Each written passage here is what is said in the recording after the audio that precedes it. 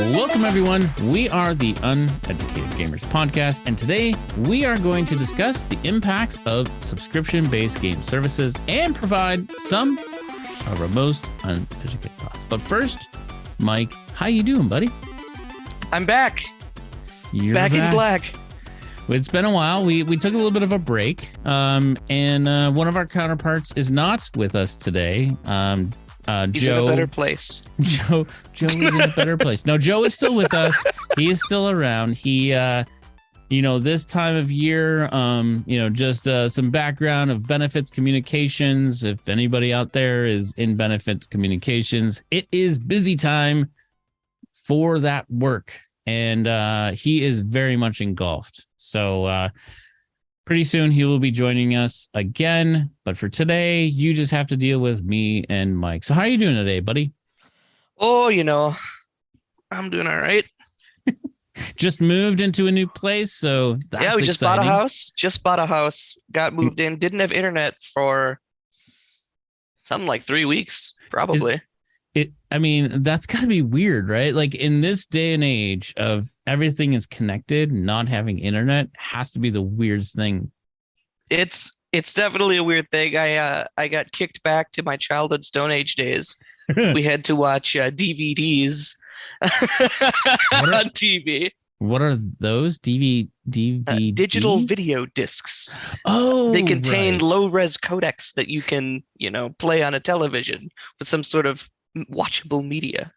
And subject to DRM. Well, not if you know what you're doing. Well, okay. Fair enough.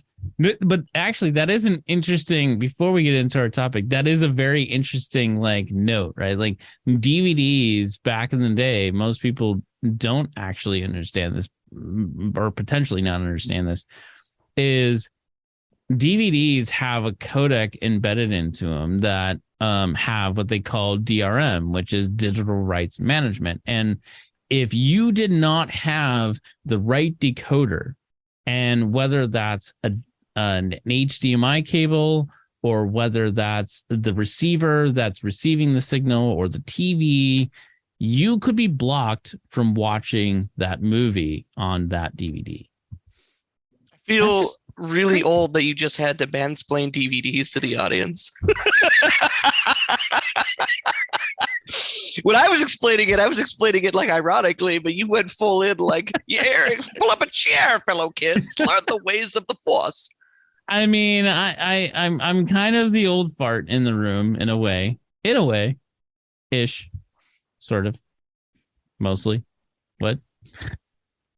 But let's get back to today's conversation. I think it's actually an interesting one off the heels of Xbox Game Pass revenue sort of being released by this German company who, Microsoft, I think it's a German company that Microsoft is doing business with to bring Game Pass more globally, right? And one of the headlines that came out was in 2021, Xbox reached over 2.9 billion in revenue. Now, most of us have been wondering, I've been wondering for a long time, is Game Pass actually profitable for Microsoft? Just for the sheer amount of acquisitions and the types of games that are in Game Pass. But now we know now that it very well is a cash cow. Yeah. I mean, essentially 2.9 billion in what's it been, like 4 years? Yeah, I mean, Nuts. that's their revamp was I think 4 or 5 years ago ish. So Game Pass, there's the games for gold, that's been around and Xbox Live, but Game Pass I think is for maybe June 5? 1st, 2017 is what's pulling up for me. Okay, so but again, so 2030, so that's 5 years. Yeah, 5 years. 5 years. 3 billion in 5 years. I'll take that investment all day long.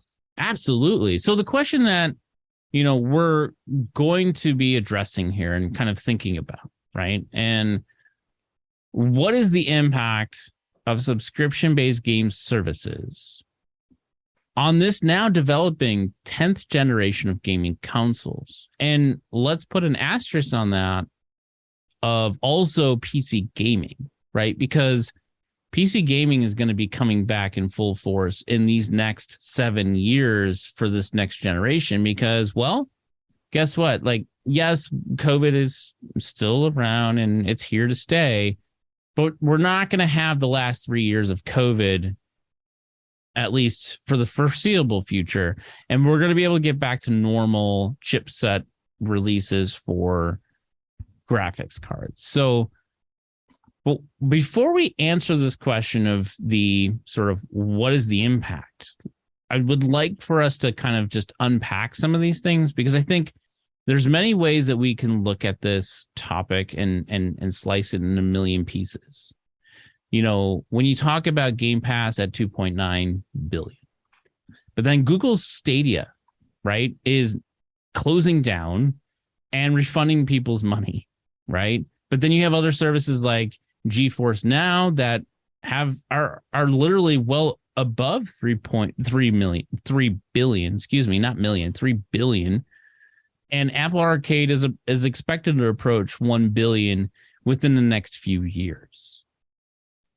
But let's talk about this for a second because some interesting facts, and then we'll get into some negatives and positives of this sort of trend of where we're going with subscription-based game services is there's been a sort of analysis around subscription-based services. First off, today, subscription-based services only account for 4% of the marketplace, which to me, looking at these numbers, like the billions of numbers, that blew me away first and foremost. I was like, wait a minute. I think that makes sense because Steam is still kind of a juggernaut, right? Sure. But don't you consider, I guess, no. I guess Steam is not necessarily a subscription service. It's a digital It's a digital marketplace where you quote unquote buy to own the Yeah. games. You don't own them, of course, but you could like to think you do. You own them digitally and you can be taken away at any time. But so gaming analysts predict that subscription services will account for about 8% of gaming by 2027. Even at 8%, that's still, given some of these projections, that's crazy to me to even think it's only 8%. How about you? Like, what's your thoughts? That's a lot of money. It makes you wonder how much money Steam is making, or GOG, or well, even so. This is Game Pass revenue, but this isn't Xbox Store revenue. So buying games directly from Microsoft, not streaming them, is also a separate ledger. Exactly. So, and then you have physical sales. Physical right? sales, you've got the different console markets for Sony, Nintendo, Sega, etc. Does Sega still make consoles? I don't think they do. They do not, but they are a provider. Like they're basically a software developer at this point. But I have heard a rumor that Sega is working on some sort of console. But more on that at another time. You know, I wonder. You say it's 8% of all game sales, but is that only like companies selling to customers or streaming to customers kind of sales, or does that include game licensing? Because that's a huge market. So that is actually a good point. And that is some of the uneducated part of this conversation because I'm not 100% sure. A lot of this is surface level conversation. I think some of the things that that you can read in some of these different articles, like so the Gamer has an article, which, let's be fair, the Gamer is that's a GameStop property, which also is subsequently connected to Microsoft or Xbox in some way. Because they've got a partnership, right? Exactly. Yeah. But essentially speaking, the way that I read this is 79% of video game spending is all in-game transactions. So we're talking about microtransactions as well. Oh, I forgot about that. Right. So I think that number is skewed in that way because of that. Maybe. And so that's where I think there are some nuances to this conversation.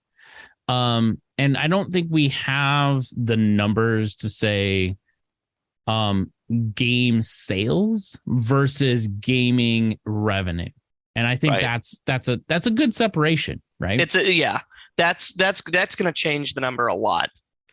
But even so, if you look at this from the perspective of the overall population of gaming revenue, then if 79% is microtransactions, there's only roughly 20% left, and 8% out of 20% is getting close to half of all game sales. Yeah, or half of the remaining game revenue. Yeah. And I do wonder, and this goes back to just to dabble briefly in the initial question, right? And that's this next generation. We're gonna be hitting a milestone in gaming. It's gonna be officially the 10th generation of gaming consoles coming in the next 7 years. 7 years, right? Mm-hmm. So, some of the things, and we can kind of transition into things like negative impacts, right? What are some impacts that we see? And we're already starting seeing in the 9th generation, and some of the things we can think about is like some games may never come out in a physical edition, and there are games today that has already started. Yeah, that's been the case, creeping in on us for a few years at least, if not the last decade. Yeah. Partially just because I think we've talked about this before, the physical size of games. Yeah. And this has led to certain services like limited run games, rare games sort of cropping up to keep the forever physical items flowing as much as they can, right? Mm-hmm. And people want to own what they buy. They want to pay for it and know that someone else can't take it away.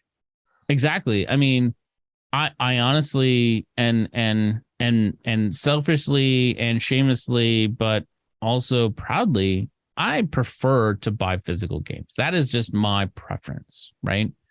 I think I posted in a Discord, right? I just bought, Chrono Cross for the Switch, physical edition. I mean, I could easily buy that very much cheaper a digital edition if I wanted to in the US, but like I import some of these because that's the only way you can get physical editions in some of these cases. Yep. Yeah, I have my cynicism about even today's physical editions because everything's tied to, you got accounts and activation keys, and a non-zero amount of the physical editions are basically just Steam download links on a disc. Like, even buying a physical edition doesn't guarantee you actually own the game. And that even doesn't say anything about, okay, well, does this game require constant internet connection as a form of DRM? If so, then that server goes down and you're hosed, right? I think that was an issue with The Sims specifically for a while, wasn't it? Yeah, it was actually. It was really a live service game. Yeah, I mean, the one thing that I have applauded a lot of the Switch releases is and maybe this is a reason why the Switch doesn't have as many I guess AAA style releases out there, is I could put a Switch chip in the Switch, and I'd say about maybe 70% of the games that I own, I can put the chip in and play without an update. No issues. In fact, some of them don't even need updates and they just play off the chip. Okay. So that's one of the things, and that's why I've been collecting a lot of Switch games, because I can just put it in and just play. I don't even have to update. They don't even require you to update in I think 99.9% of the games don't require an update. I think that might make that might be related to why some of like a lot of the Nintendo older Nintendo games are really collectible, Yeah. probably for that reason. Yeah. You can just play them. I'm going back in my head of thinking, okay, well, I used to be the kind of guy who wished they had physical so that they could always play their stuff. And a lot of what I still have, like I've got a couple Nintendo DS consoles and like some old Pokemon games and things like that, which I've been recently made aware of just how much money those are worth. So now I'm got dollar signs in my eyes. But back at my mom's house, she has her old NES with a suite of NES games, and it all still functions perfectly well. Yeah. It's great. I don't, the large majority of the market, I don't think will be around in the same capacity in the next 20 years. I just don't think you have that level of physical longevity because of all these tie-in things and network connectivity requirements and DRM and whatever have you. Right. I mean, I mean, and that's when like I started like a light bulb went off my head with some of these games that have been coming out. Obviously there's certain games that I'm just not going to buy in the Switch, right? But because it's not like a AAA, so to speak, system.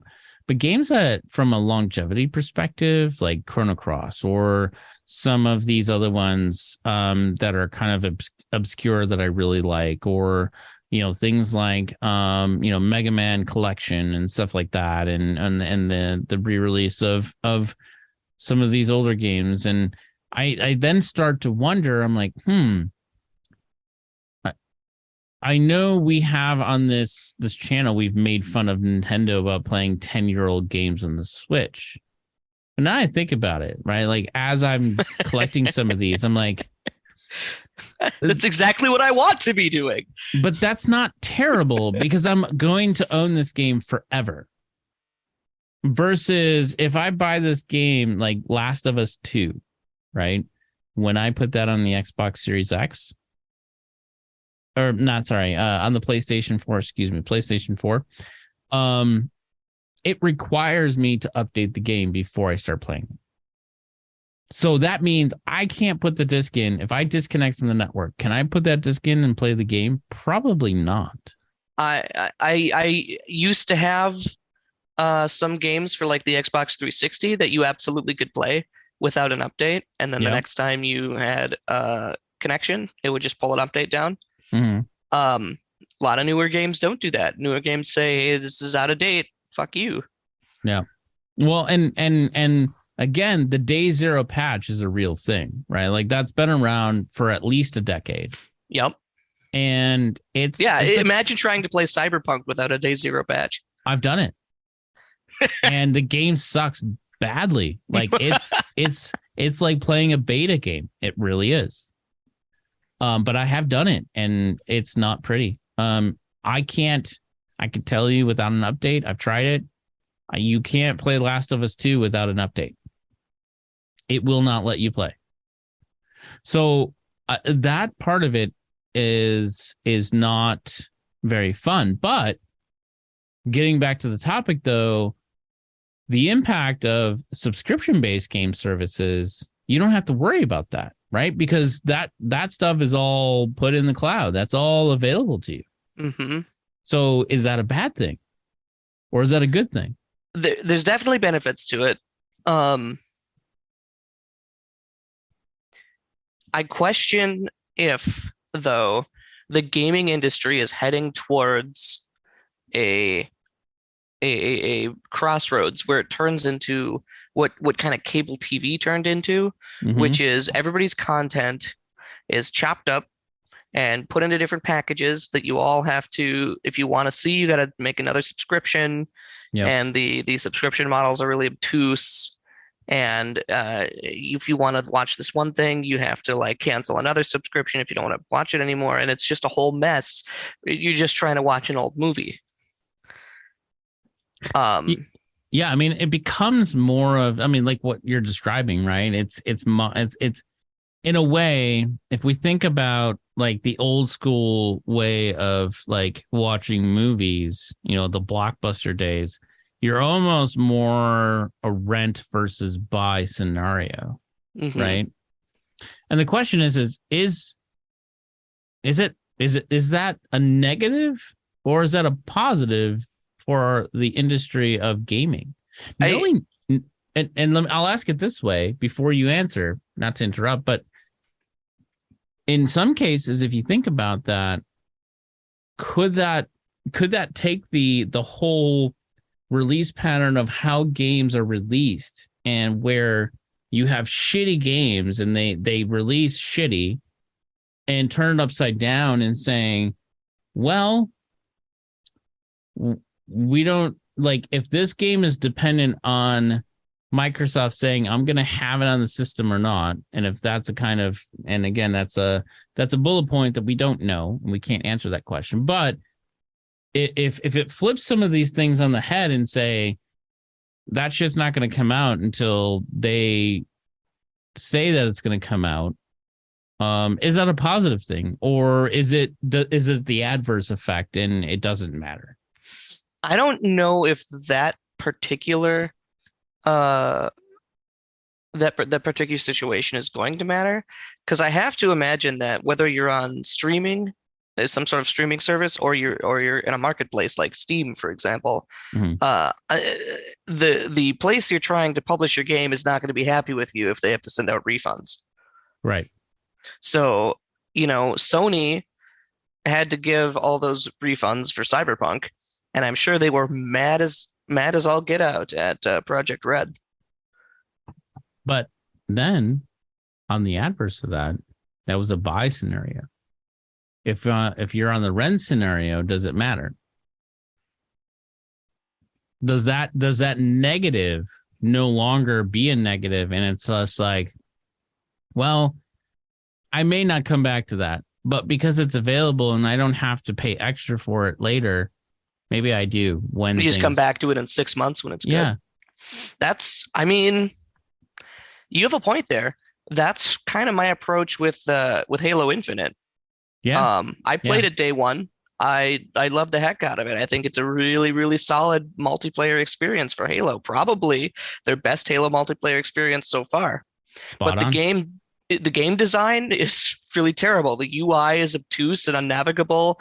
The servers had tons of bugs. I had put it down for a lot of weeks, but I knew I was going to come back to it because it was free, didn't cost me anything, and I love Halo, and I keep up with it, so I know what's fixed and what's added, and I'm starting to come back and play a little more. Right. And so then when we think of, and to kind of take it to that next level with Cyberpunk, right?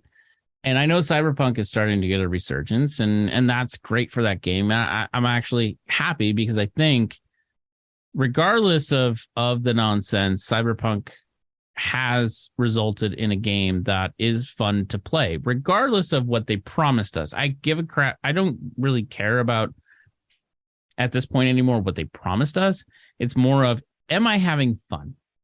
Yeah. And the answer is yes. And that's probably a varied opinion that most people would say, whatever, throw tomatoes at me, or in some cases, if they crucify you for Cyberpunk, they got to crucify me for Halo Infinite. But, so that's where, going back to what you just said, right? When you talk about a buy versus rent scenario, is if Cyberpunk 2077 is more on rent to you via Game Pass, via GeForce Now, or any other subscription-based game services, is the consumer, from a marketing perspective, less of a negative threat to the overall success of the product? And that's where I think, from a business perspective, that's a very interesting twist. However, oftentimes, and we've seen this in the past, negativity about a game has bolstered a game to be more popular. So there's a weird business dynamic here of what's better. There's no bad press, right? Right. But Halo Infinite got a lot of A lot of bad press. People ripped Halo a new one. Yeah. And so that means though, right? Like that was an Xbox Game Pass. It was available. I downloaded it, played it. So I don't know. It's a very weird thing to think about. And it's interesting to kind of understand some of the dynamics of a positive, negative marketing perspective to a business outcome, right? When you think about it in that way. I think one of the things about a negative impact to these sort of subscription-based game services is the amount of rotation that games happen. Now, some of them stay longer when they're sort of a quote unquote partner, but there's a lot of games that rotate out pretty quickly. And so I think that's a negative thing because then you're on that rent train and then it's like, oh, if I want to continue playing, I got to buy. So it's almost like that trial then buy scenario going back to like, say, the 90s. So now we're then reverting back 20, 30 years of buying a game. Like, to me, that's a negative. Yeah. People, when you say for a subscription service and that subscription service provides you a library of media from which to choose from, it feels pretty bad when stuff gets cut from that library, especially if it's something you particularly enjoy. Kind of switching gears a little bit, Netflix has been under fire for this a lot lately. They have been cutting content like mad, particularly content that they've been producing, which is a shame because for everything else held equal, Netflix production actually makes decent shows, but they'll put out like a season of 8 episodes, get a bunch of people hooked, and then slash it, burn it, cut it from the library, and never talk about it again. They just keep burning bridges that way. Yeah, I mean, I think that's where the second part too of business becomes a very big, obtuse, negative impact on gaming overall. And that's the politics and licensing of being able to deliver the content. Because I think some of the things that you mentioned there, right, have to do with licensing and the ability to deliver the content. Now, I do want to say, so we're talking about this concern that subscription model gaming could turn into another cable, just like the streaming environment did, where Netflix came out as the big dog, so you don't need to buy all this nonsense cable stuff anymore. And then 17 other subscription services came out of the earth and said, "Oh, but you do though." But is that any different than what we had 3 generations ago with console exclusives? Games that were made only on PlayStation, only for Xbox, only for Nintendo. I mean, we still have some of that now, mostly the Nintendo having its own environment. Well, there's this infighting between Xbox and PlayStation still. There is, but PlayStation is kind of just losing that war. They're even re-releasing some of their most popular games on Steam now. Yeah. Spider-Man's coming to Steam. Super excited about that. But I digress. My point being is we kind of already been through that with games. Like, I would like to play Pokemon, but I do not own a Switch. I do not own a DS. Therefore, I cannot. I will continue to not play Pokemon and just be stuck with my Xbox 360. Similarly, another guy says, I have the Switch. I can play Pokemon, but I'd like to play Halo. Can't afford an Xbox and a Switch. I guess I just won't play Halo. But in my, so, and I know where you're going with that. And I know this has been an overarching theme that we've sort of discussed in several different episodes. And I don't disagree that gaming should be more agnostic than it is today, right? However, and that's again what I really like about today's incarnation of Microsoft Game Pass. Microsoft Game Pass is doing right now what Yeah. Netflix was doing about 5-10 years ago, Yeah. where they're coming out to be the hardware agnostic, the subscription agnostic, mostly subscription agnostic, for tour de force that says you can play all of these games on any device and you can take it anywhere. And it's great. And this will always be great until it isn't, until everyone else and their mother has their own platform and these games are exclusively licensed and we're back to the console problem all over again. Yeah, I mean, I think there's definitely some of that will always exist within the industry, right? I think exclusives will often also stay within the industry because of corporate relationships and corporate licensing deals like that. Unfortunately, that is just a reality of business and not necessarily just gaming.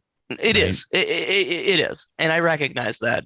Um, the problem comes, like, you can only do that for so long, right? Until you piss off the customer base enough that they turn to other options, either completely like selling out for a new up and comer or piracy. Because that's what's happening again in movies and TV. We're seeing the Yeah. resurgence of piracy again with all of these different streaming services. Yeah. There was a good long while when Netflix first came out and they had it all and they were the good guy alternative to cable.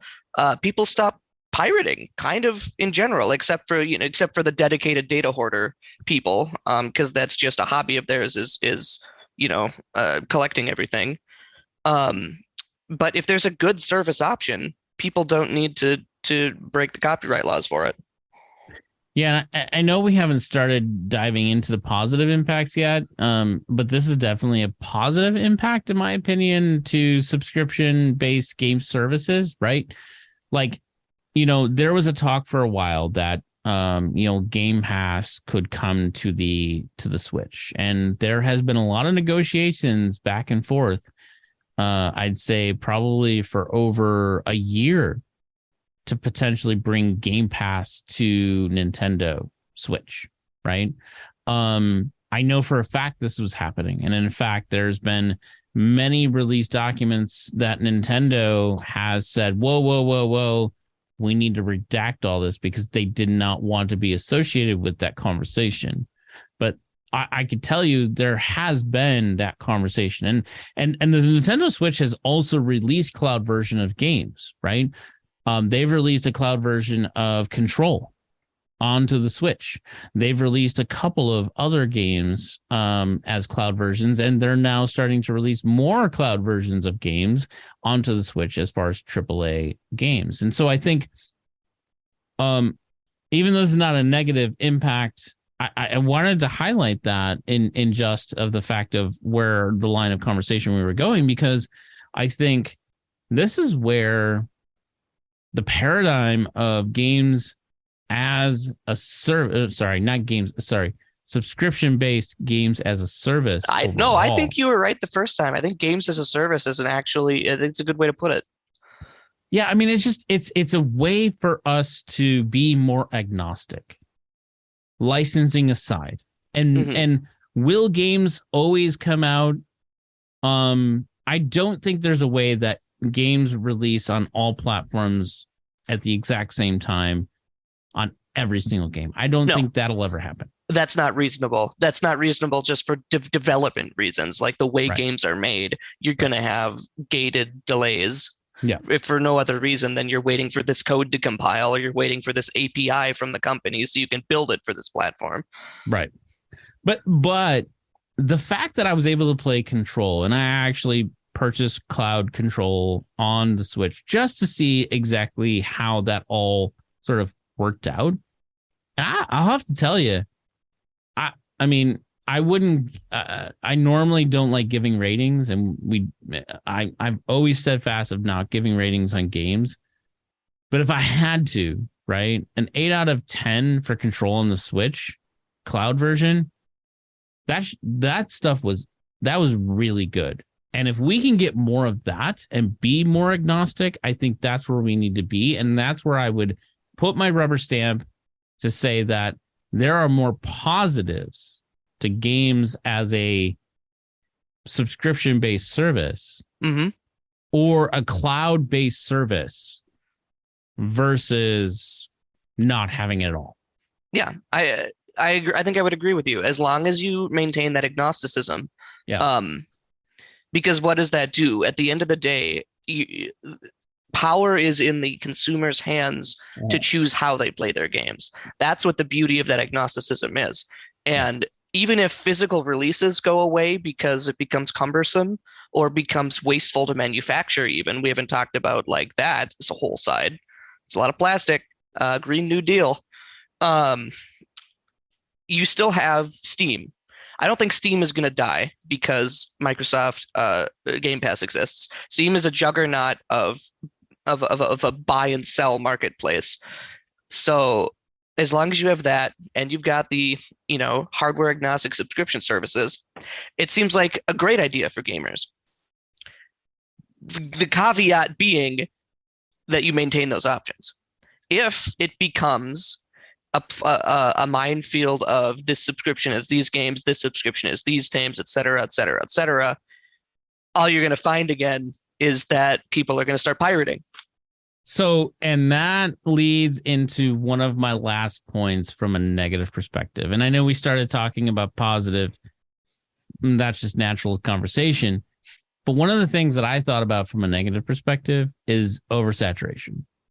Because oversaturation of these types of services, at that point, that's a complete disconnect and a negative connotation to the whole concept. It's a factor of corporations either not understanding or not really caring what the customer wants out of their service. They're just looking to pull as many dollars their way as possible, which you can't blame a corporation for. That's their sole reason for existing. But it's a very short-term mentality.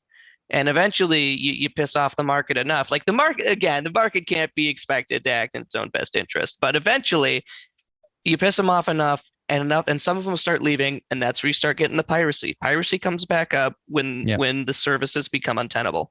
Right. I mean, that's kind of where we hit a bubble probably about a couple of years ago with the streaming services, and, at the height of the pandemic. Right. And that was, you have the Netflixes, you have the Hulus, you have the, whatever services, the Crackle, the Pop, the whatever. HBO Max, Paramount Plus. Everybody comes out with their own streaming service, right? Peacock. And now you got to spend $4.99 a month for their service, right? You compound that with like 10 or 12 services because you want to be a part of that. If every gaming studio came out with their own streaming service of games, I could tell you that crap would fail. It would absolutely fail. And that's where I think, going back to your comment earlier about Game Pass and talking about how they're sort of trying to conduct their business and moving into those positive impacts, right? Is they're trying to provide more choices based on a bundle pricing, and access is basically the model to provide a service to a customer. That, in my opinion, is the most powerful thing, and what I think Microsoft is ahead of every single service without a doubt, even ahead of, I know GeForce Now has a lot of users, and a lot of people love GeForce Now because the PC gaming community is huge. It's bigger than the Xbox community, in my opinion. But what Xbox is trying to do to be more bundled and more accessible, that is the most positive part of this whole conversation, in my opinion. Hard agree. We also have there's an interesting difference between these game subscription services Mhm. and these movie TV streaming services. This comparison we keep talking about falls apart because um, when it comes to games, the companies that are hosting these services are the same companies that are producing the content. Oh, Microsoft owns all of these studios that are producing games to then put on their platform or to license to other platforms. Uh, Setting aside Disney Plus for a moment because they're fucking nonsense, there is a century of TV and film history that is unaccounted for and in licensing hell that these streaming services have to try to figure out. Um, and that's where you see a lot of the shifting and the adding and the taking away is like, oh, Scrubs came out in the late 90s. I would like to watch Scrubs. Uh, well, who's got the license for a 30-year-old show? right. Um, that's the kind of stuff, but that's not the case because in that case, the content came first and the streaming came after. Here we're seeing it's kind of coming out at the same time. Yes, we've had video games longer than there's been streaming services, but not that long. And a lot of what's on streaming now is stuff that's still being made today. Yeah, I mean, that's actually I didn't even think about that. Like that's a really good point, right? Like one of the things that I'm disappointed with, and a lot of people don't even know this show existed. But I'm a I'm a I'm a I am a George Carlin fanatic. I love Hmm. George Carlin. He's probably by far one of my favorite stand-up comedians. And but I mean he's crass, but he's direct and he's realistic, right? His delivery is just there. And so the George Carlin show, it was around for 2 seasons. It was around the same time that Seinfeld show was out. And the reason why it got canceled was because the network wanted to be more like Seinfeld because they were getting the popularity vote. Because George Carlin was a polar opposite of what Yeah. what that show is all about, right? And so, but you can't find George Carlin. It's not even, it was never released on DVD. I'm trying to find it somewhere and it can't be found. It just cannot be found. It's one of those things that even the archivist, right, the Yeah. pirates can't find it. Right. It's really hard. That's a lot of the people, like I talked about the data hoarders before. A lot of the motivation of that group of people is Mm-hmm. just to try to hold on to these pieces of art that have been lost to time. And, and that's why I love GOG. Like GOG is one of my favorite services. Like Steam is good. I like Steam a lot, right? But I will purchase from GOG before I purchase from Steam. And you know why? Two things. One, they believe in preserving the history of games as they were when we were played them from, when they were released. Hmm. That's number one. Number two, they believe in non-DRM content, right? And so because certain instances like emulation and stuff like that, you can't play DRM content, right? Number three, their business model is to provide as much historical content and games to people at a reasonable cost. Hmm. And that is my sole reason why I like GOG. And they take a personal interest in the games that they put in their service, to sell to customers. Yep.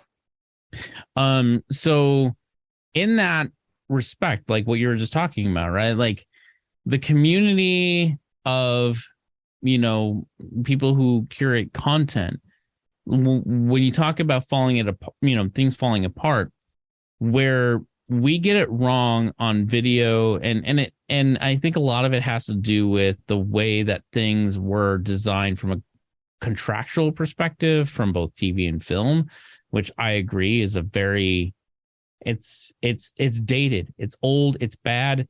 They need to figure out how to do that better.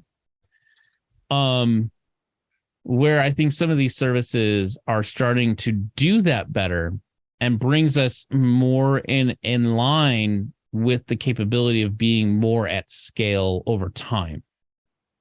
And that's where, again, these services, I think, become better because of the accessibility, access to older games, to have more curated catalogs. I think overall, when we talk about the positive impacts and we talk about where we're headed, as gamers, we want to be able to play what we want to play, when we want to play it, and where we want to play it. Yes, we do. So going back and bringing this full circle, what is the impact of subscription-based services on this now developing 10th generation of gaming, right? In 7 years, 6 years, whenever that next generation comes out, could be even 5 years. I don't know. None of us know. But the point is, when this next generation comes out, and this includes PC gaming, where should we be when we talk about subscription-based game services? Should we be full force in? Is it 2 feet in, 4 feet in? Like, where should we be? And is this something that we really want? I think that for the next generation, maybe even the next 2 or 3 generations of gaming, subscription games as a service is going to be a fantastic model that is going to provide a lot of people with a lot more access to games for less money than they've ever had before. And I think it's going to introduce a lot of new people to that hobby, to that side of the art world, and to the cultural impact that video games have. I also think that we should be trepidatious for the future and be very wary of the fact that this could go off the rails and create a far worse environment than we have now. Why do you say that? Like, so before I give my answer, I'm curious, unpack that just a little bit. I think just going back to it's the cable TV problem, right? Corporations exist to make money. At some point, they're going to realize that the best way to make money in the short term is to wall things off, increase prices, and kind of just hoard their data, hoard their games, and gatekeep people. And that's going to go completely against why the technology was invented in the first place. Yeah, and so I would agree. I think one of the things that, so first off, to kind of put that short answer out there, like subscription-based gaming services, where do we need to be? Is it positive in this next generation? I think companies and corporations need to start thinking next level, right? And that next level is being able to make games accessible, but also have that capability for somebody to take ownership of a game. And I don't think that balance is there.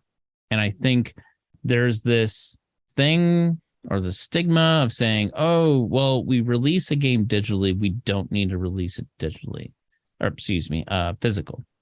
And I think that's a wrong think, because I think if you produce something and you provide a service and have a discounted way to provide a game to folks who want, and make it accessible and make it consumable to people, they know it. They have this, that we have this thing within the industry that we know that at some point, if the internet goes away, I wouldn't say all of us, but I think there are several of us. The internet goes away, something happens, we don't have access to that game anymore. I want it digital. If that game comes out and I enjoy it digitally, and I'm like, look, I love this game, I want to support this, I'm going to go buy the game. I tell you what, for me as a Magic player, I can play MTGO, I can play Arena. I don't really care if I can play those cards digitally. If I want to go play at my local game store, I'm going to buy that physical card. Mm-hmm. And I think gaming community is one in the same. Not necessarily to that extreme, but if they really enjoy something, if they really endear something, they're going to buy. This is a collectible type of community. And making things accessible, both directions, enables the user to make a choice. And I think choice matters when it comes to games and how we consume them. So I think, one, subscription-based game services make things accessible to allow us to make an intelligent choice. When consumers are burned by shit games, when they buy them physical and can't do anything else with it other than throw it in the garbage or have it on the shelf for 20 years for no reason, that's a negative connotation of making a purchase. So that's where I think subscription-based services overall can be extremely positive for both sides of the fence. Makes sense. I